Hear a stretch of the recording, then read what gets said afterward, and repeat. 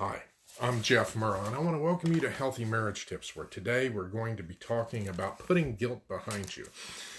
Yeah, I've spent several sessions talking about the problem of guilt and where people mess up in terms of not dealing with it effectively.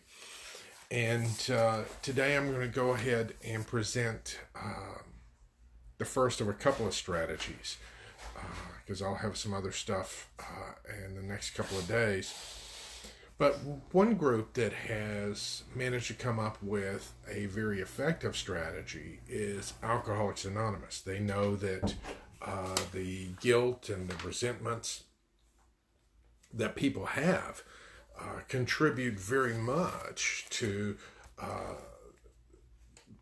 the alcoholic continuing in their lifestyle. So they realize they need to find a way to deal with it.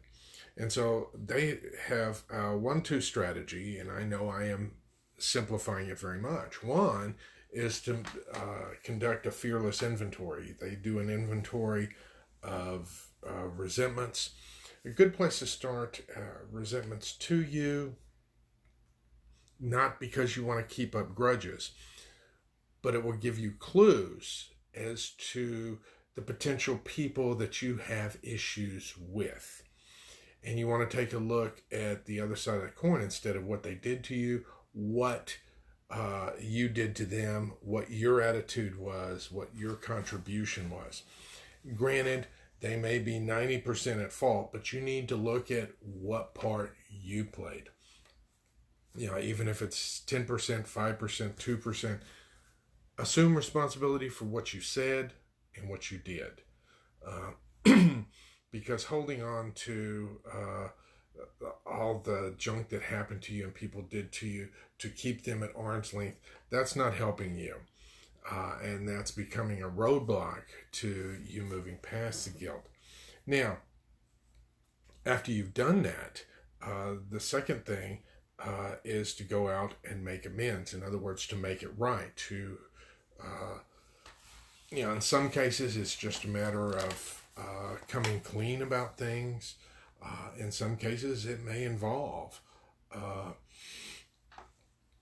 financial remuneration, some type of restitution to make things right, depending on what happened and what went down.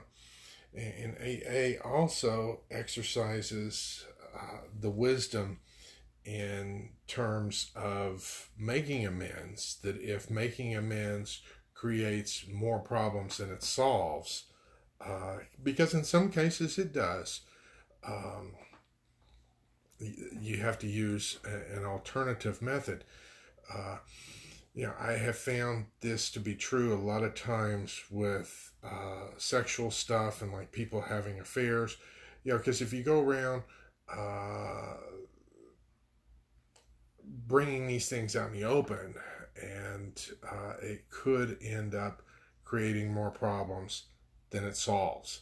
So you're going to have to use a little bit of discernment regarding the issues when it comes time to make amends. Now, like I said, this is an oversimplification of their approach, and they typically do the inventory about step 4 and the making amends about step 9. And there's some wisdom in it, because it usually takes you a while to work through the inventory to get honest with yourself about what's been going on before you're ready to go out there and make things right. Now, I'm going to be sharing some other things about guilt with you in the coming days, but this is a good place to start, and a way to go ahead and begin taking action on doing something about the guilt, rather than just trying to use introspection or some of those other methods. The more you practice it, the more effective you'll find it to be. So until next time, this is Jeff Murrah, wishing you a good day. Goodbye.